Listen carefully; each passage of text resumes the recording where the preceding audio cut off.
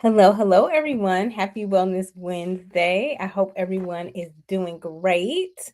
Welcome to our official Date with Our Dollars.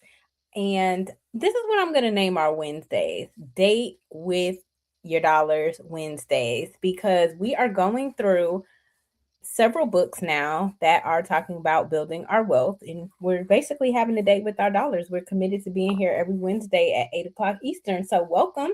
Let me know where you're joining me from. Let me get into these comments real quick. You know, my favorite. Hello, my Natasha. Hey, my Jen. Those are my girls. Welcome.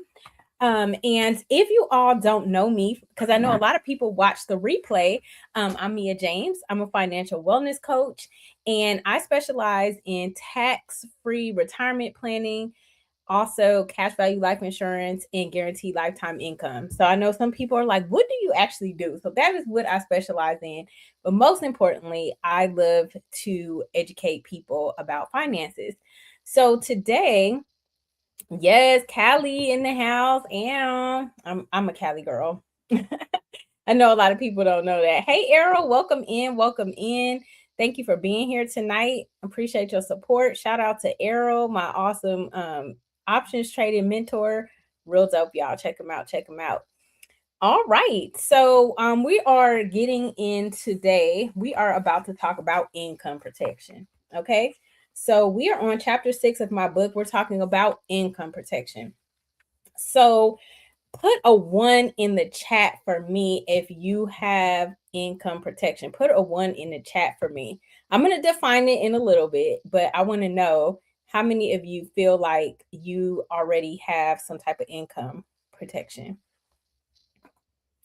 Let me know in the chat. I'm looking in the comments. Okay, I don't see anything yet, but that's okay. Maybe as I start talking about it, it will trigger some things, and you might be like, "Oh yeah, actually, I do have some income protection." So Jen says, "Tell me what it is to know if I do." Okay, that's exactly what's coming up next. So we're starting on page 55. If you have my book, Think, Learn, and Feel Rich, and also I would love if you all can submit a review of the book. If you do have the book Think, Learn, and Feel Rich, you can submit a review by going to Facebook, the Beyond the Busyness Facebook page. And let me see if I could drop that link in the chat for y'all. It's real quick. I wasn't prepared on this one. I was like, oh, let me ask for reviews tonight because I want to know what y'all think about the book. So let's see if that works. Nevertheless, if it doesn't link, you could go to Beyond the Busyness on Facebook and drop a review, or you can simply email me or send it via text. Either way, I'm going to get it. So I'll leave that up in case you have a review about the book. All right, so let's jump in. Oh, thank you, Jen. You can also do a review on the book or my business on Black on the Platform. So that's blackontheplatform.com. So yes, please definitely send some reviews. We want to know what you think. All right. So don't forget to like, subscribe, share. We appreciate it because we want to get the word out about financial literacy. Things are changing in 2025. We in 2026, my bad. Things are changing on the economic front, and we want to make sure that people who don't have the basics have the basics, okay? Because it's advanced now. So, I mean, we're in a real advanced world right now. So we want to make sure we start catching our folks up that we love. So grab your drinks. I got my drink because we having our day with our dollars. My husband bought me some lemonade from Chick-fil-A. That was so sweet of him. So grab your favorite drink and let's get into income protection tonight. Anybody want to protect their income besides me? I know the people in the chat do. But let me know what you think about protecting your income. Let me know what you want to do about that. Okay, so let's just say I'm gonna give you some examples. Yes, go ahead, Jen. Your dirty matcha. Ow, I love it. That's what we come here to do. Have community, have fun, and learn from each other. So let's say, for example, you have an accident, right? Or let's say that you run out of FMLA, or if you are in childbearing years, you decide that you want to have a baby and you want to spend some extra time on maternity leave, but you're wondering, where's this money gonna come from if you have to go on unpaid leave? Anybody ever had that situation before? you need to take some time off. You need to get your health together, spend some bonding time with your child. But you're like, man, I got to go to work because I need this money, right? But imagine if you had some type of income protection in place where when you needed to take time off, because I know, Errol talks about this, getting off the corporate plantation. I left the plantation in 2021. All praises be to God. Hallelujah and glory. And now I don't have to ask anybody to take time off. But guess what? If I cannot work, in the past, I would not get paid. Think about that for a second. If you could not work, will you still be able to get paid? Right? Okay, let's keep on going. So if in the instance you fall ill and you need to take considerable amount of time off from work or indefinitely you cannot work, what are you going to do? Where is the money going to come from? Let me know in the chat. If you fall ill, you cannot work, you want to take extended time off, where is the money coming from? Let me know some ideas in the chat. Let me know. Because this is a smart group right here. This is master. We have PhD level in this chat. So I already know we got some answers. And I'm sorry, y'all. I ran in from yoga. So I'm like, okay, yep, that is definitely one way. Absolutely, Jen. Insurance is definitely a way to do it. Anybody else? I'm just curious. What are some thoughts that y'all have? And listen, this is a learning judgment-free environment because people do not know this information, believe it or not. And I don't want us to feel like, well, I'm thinking maybe this. No, let's test the theory. Let's see, get on a I'm not gonna put that on the screen. Y'all got to be in the chat and read Natasha's message because that is hilarious. Oh, your daughter got jokes, Natasha. See, that's why you need to be here live because you miss all the good stuff is in the chat. Yes, Jen Affleck, excellent. That is definitely an option for sure. I am an Affleck. Not only am I an Affleck policyholder, I'm also an Affleck business consultant. So I support Affleck all the way around. Y'all got to see this chat. Okay, let me be serious. We're at the bottom of page 55. How would you survive, and for how long could you survive if you did not bring in your form of revenue? So your form of revenue, remember, people get income and revenue mixed up, right, Errol? Because revenue is money that you bring in. Income is actually the money that you have left over after you pay your expenses. And nobody teaches that because if all of your income is eaten up by expenses, guess all of your revenue is eaten up by expenses, you do not have an income. And people do not understand because you don't have any extra money to do other things with, right? Natasha, yes, Natasha gonna use ChatGPT to come up with a better plan. So anybody here have a passive income generator where you generating $10,000 plus a month while you sleeping? Put a 1 in the chat. Like it's just on a website somewhere and it's just doing what it do. You don't have to even be involved in it. Like for example, even if you write a book, recurring book sales, like if you sell a lot of books, you could be bringing in a good amount of revenue. Like one of the people I listen to, Myron Golden, he was like one of his books generates like $100,000 a month or something like that. And he wrote it a decade ago or something like that. So you mean revenue, Jen? Yep. Very good, Jen. Awesome. Jen is working on a book. So let's keep going, y'all. So we're on the bottom of page 55. Some of you may have disability policies at work, and some of you right here, right now, are thinking this is never going to happen to me, meaning you're not going to fall ill. You may not have to take time off work. Well, guess what? I had a client worked for the government, and she had the same job that my sister had, so I just knew she had a disability policy in place. She was like, oh, I didn't opt into it. Basically lost her house and could not keep up with her bills because she did not have anything in place, and she actually had to go on to disability. Yes, Myron Golden. When? Because I'm coming, because I love him. So let's go to page 56. Let's talk about the value of your income. I'm actually going to read this verbatim just because I know everybody doesn't have the book, and this is such an important lesson because people do not see this as valuable. mainly my clients who are high income earners see the value in this. And I'm talking about my doctors, mainly my doctor clients. Like, oh yeah, we definitely need to have this in place, because if you have a high income, right, and let's say you can't work anymore because of disability or illness or whatever have you, and now you're used to living off of $20,000 a month, and now you have zero, that's a problem, right? Or maybe not zero, maybe you have a spouse, maybe you don't, right? So what happens? Or if you're the primary breadwinner, what happens if you cannot work?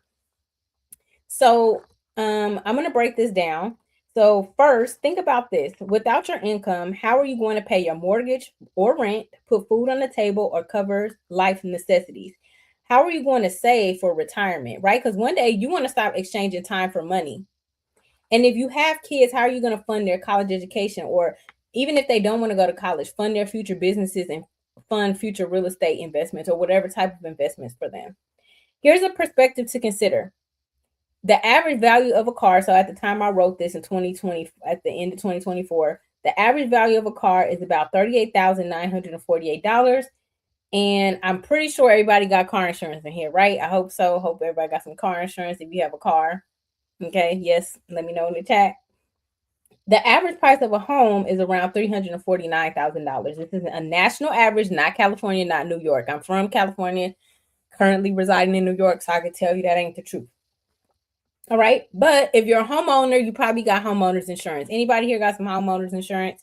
That's a homeowner, right? Yes, because anything can happen and you want to make sure that you can replace it if something happens. Now, let's take it further. Say you're 35 years old, right? You're making an average salary of $50,000 a year.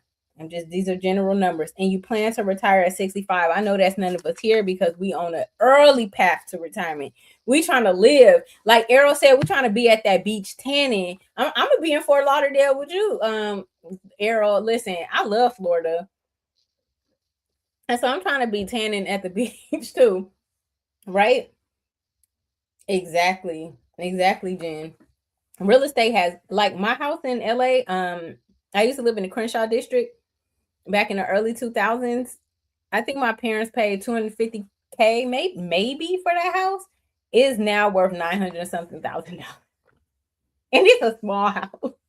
I was like, yo, y'all shouldn't have sold that. Anywho, I digress. We at the bottom of page 56. So again, we're looking at a 35-year-old making 50 grand a year and planning to retire at 65. So that's a 30-year career earning 50K. Of course, people get raises, but let's just go with simple math. Over their lifetime, that they will earn $1.5 million. So that's 30 years times 50,000. That's just simple. Of course, there's raises. So essentially their income is actually worth, or their revenue, okay, that's actually revenue, is worth more than 1.5 million. Now imagine if that income got cut short.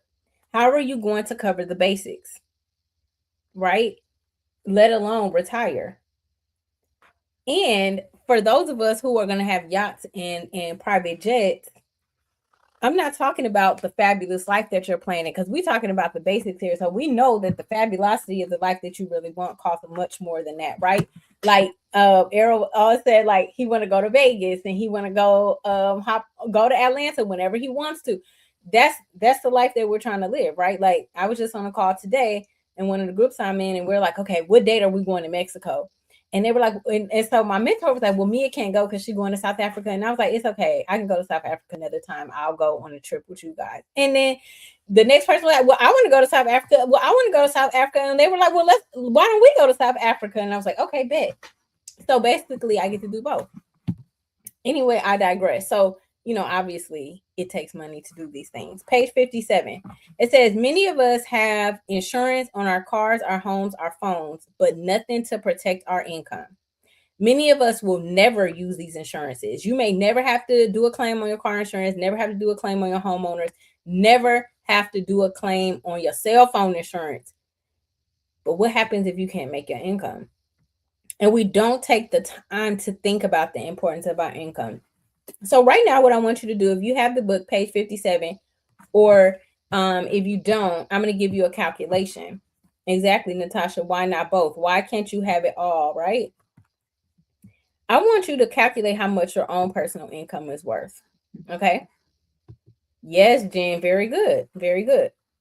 So if you use the calculation, you're going to put your current annual income in the first column. So if you could do this on a sheet of paper, if you don't have the book, that's not a problem. So right now, what you're doing is calculating what is the value of your income from today until how old you will be when you retire. Okay. So let's just say you have a 10-year trajectory and you make $100,000. So let's say your current income is 100,000. So you write that down.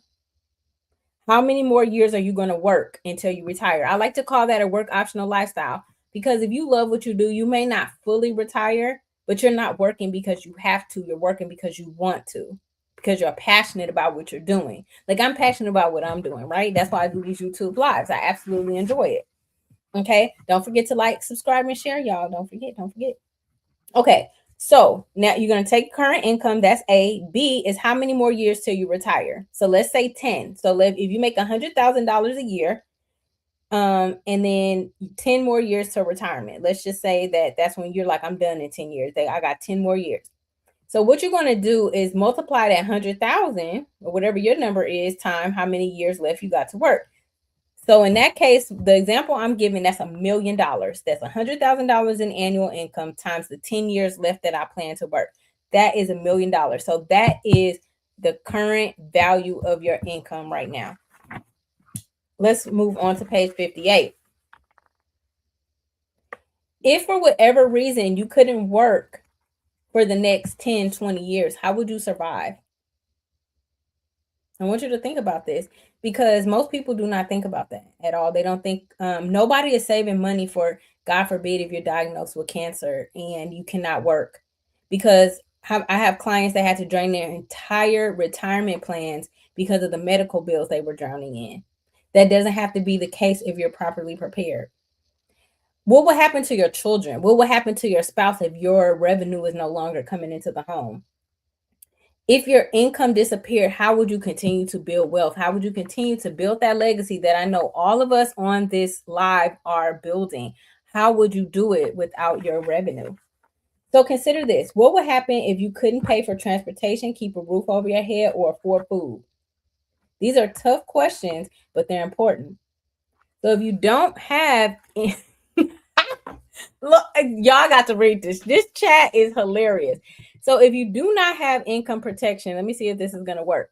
I put a QR code on the screen. Oh, look at me. I feel like Jen now, because Jen be doing fancy stuff on her live. I'm like, yo, I am not that techie. Then I want you to scan this QR code if you don't have the book. If you do have the book, it's in the book. And let's talk about how we can get your income protected, right? For sometimes it could be less than $1 a day.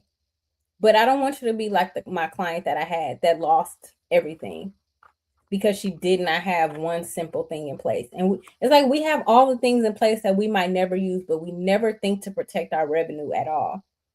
So here's some questions. If you do have any type of disability insurance through work, then I want you to find out how it works, because a lot of people are shocked when they go on a disability claim and they I know that's right, Janice. They find out that most disability policies essentially cover only 60% of your pay. Okay. So first of all, if you're living above 60%, that's still not enough, right? But what they don't tell you is that if they deduct the money pre-tax, which is beneficial to the employer, not the employee, that when you get the payout, it's taxed. So guess what? It's not the full 60%. Now, if they do it right and there's another way to proceed. They can do after tax money, deduct, from your paycheck after tax. Or if you're a business owner like me, I deduct it on my taxes because my business pays for it. So, hey, it's a win-win situation. What are you saying? I am, Jen. I missed that. Oh, I know what you mean. Welcome, Dr. Janice. And so that's what we're going for, Dr. Denise. Dr. Denise hit it on the head, y'all. We are going for our passive covering our living expenses. And I want us to even think deeper, because I know most of us here trade in some way. What if we are in a coma? What if our hands are not available? I really want you to get granular. Like, obviously I don't wish that on anybody, but it happens. It's a small percentage. But it happens. So that is really a great question. So Jen says, how do we live below our means and live abundantly? So abundance is a mindset, right? So I mean, as like at the present moment, you have, let's say, a finite amount of money at the moment, right? But that is an appearance, that is not reality. Of course, you can expand how much money you have over time. But let's just say, given the finite amount of money that you have before you, wealthy could be where living abundant could be like when you're grocery shopping, you get organic versus regular. You go to Starbucks versus Dunkin' Donuts, or you go have coffee at the Four Seasons every now and again versus your local coffee shop. So you make it work. You make the abundance work within the money that you have. It's more of a mindset about, I'm going to get the best thing that I can get based on where I'm at right now, versus saying, oh, I'm always the chick who clips coupons and I can only get it if it's on sale. Maybe it's you actually buying something you like full price for once because you work and you deserve it. Like that's how my mama raised me. My mama is the queen of I work and I deserve it. Okay. Now my mom, it lives within her means. Don't get it twisted. Now my mama do not play with the money. My mom is an accountant and she does not play games. Okay. And neither do my daddy. We are all financial people. Okay, all of us. So, but my parents, they paid off their house in 3 years. A whole house, y'all. A whole house. Okay. So, yes. So there is a way to do it. Jen, you are hilarious. Oh my gosh. Y'all need to be in this chat. You need to be here live.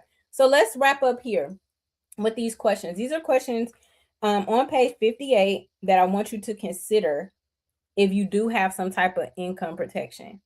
Okay? Because I want you to know how it works. We don't only want to have something, we want to understand why we have it and what's the purpose behind it. So all of us teach here in various forms. Like, I think everybody in the chat is a teacher here in some type of way. So when we're teaching our students, because we teach other teachers, right? That's what Dr. Boyce always says.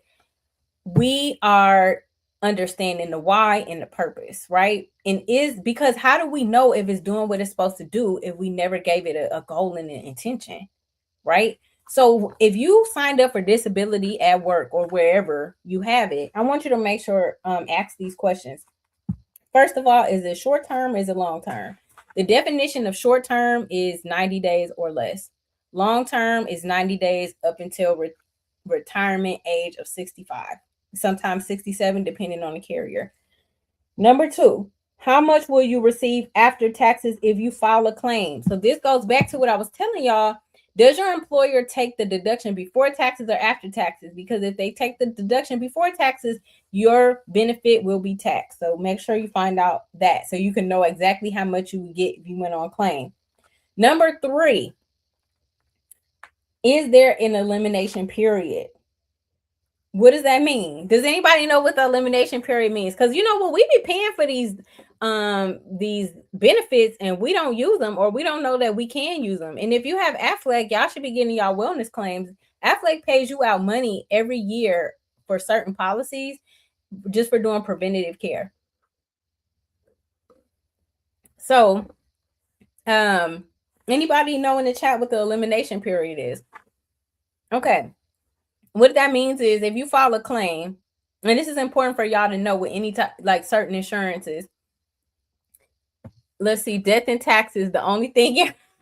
Exactly, Natasha. Exactly, death and taxes.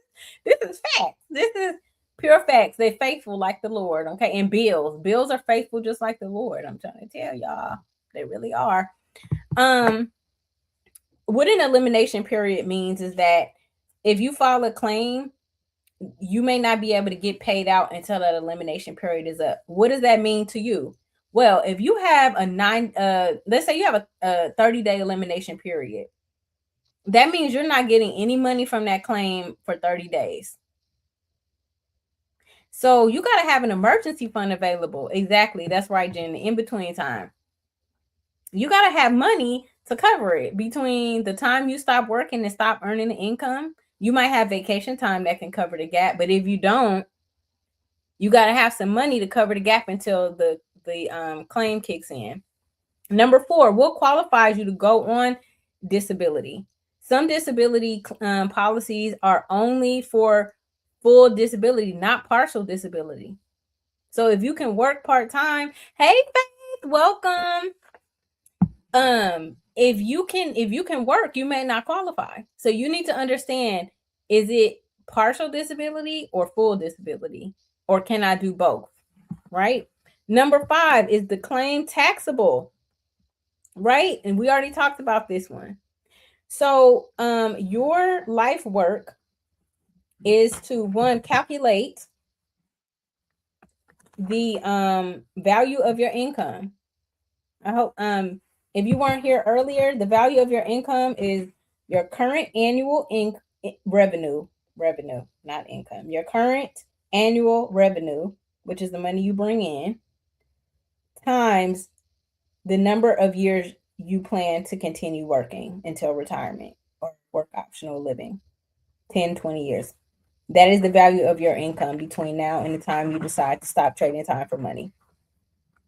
And then the other thing I want you to do is, if you do have any type of income protection, then I want you to ask those questions so that you actually understand what you have and know that what you're paying for is doing what you need it to be doing. Right? So yeah, it could be that this is big facts right here, Jen. This is why I had to put this on the screen.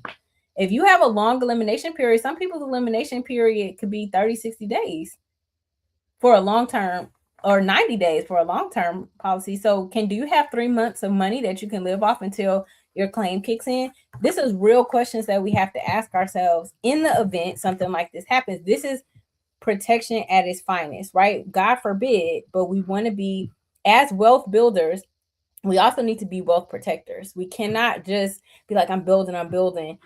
Now, if you're like a trillionaire, you might be self-insured. You might be like, I don't need this stuff. But even wealthy people get these things, because why use your own money when you can use somebody else's? OPM, hello. Can I get a witness? So don't forget, y'all, we're gonna wrap up here for today. Please like, subscribe, share. If you have any questions, drop them in the chat. I'm happy to answer them for you. And again, if you don't mind, if you have the book, if you could do a review, let me see if I can find it again. You can either do it on Facebook or on Black on the Platform. I know many of you are familiar with Black on the Platform, so you can also leave a review there. I'd love to know your thoughts on the book, your thoughts on the YouTube live, and if there's anything I can do to make this more beneficial to you, because I want this to be a learning community, and a community where it's, you get something in return for your time. Oh, great question. So Jen asked, what does a premium on insurance policy mean? That is just the amount that you either pay monthly, quarterly, semi-annually, or annually to maintain the policy. So it's your payment, essentially. Great question. Any other questions? Because I want us to be informed wealth builders and protectors. We building and protecting, right? Awesome. So thank you all for coming. Again, don't forget to like, subscribe, and share. And if you need some assistance with protecting your income or any of my specialties, which is tax advantaged accounts, cash value life insurance, or guaranteed lifetime income, you can scan that QR code and I will be happy to assist you. All right, y'all, have a great night, and I'll see you next week. We're going to talk about insurance. So if you know people who need to talk about insurance, then for sure invite them next week. Mwah! Love you all. Thanks for coming. Stay awesome. Natasha, girl, you are kicks. That's why y'all need to be here live, because this chat is where it's at. It's not about me. It's really about the chat. Yes. Jen is ready for her date with her finances, y'all. Make sure that Junior, hey, you made it. I'm so happy you finally got on. So don't forget, when you have your date with your dollars, make it special. Get you a nice drink, right? I got my lemonade today. Most of the time it's some hot chocolate or coffee. If you want to light some candles, make it special. Really have a date with your dollars, because remember, whatever you don't manage, you can't maintain. So if your finances are all helter skelter, how are you gonna maintain it? Because remember, you got to be faithful with little before you can be faithful with much. All right, y'all. So have a lovely night, and I'll see y'all next week. Bye.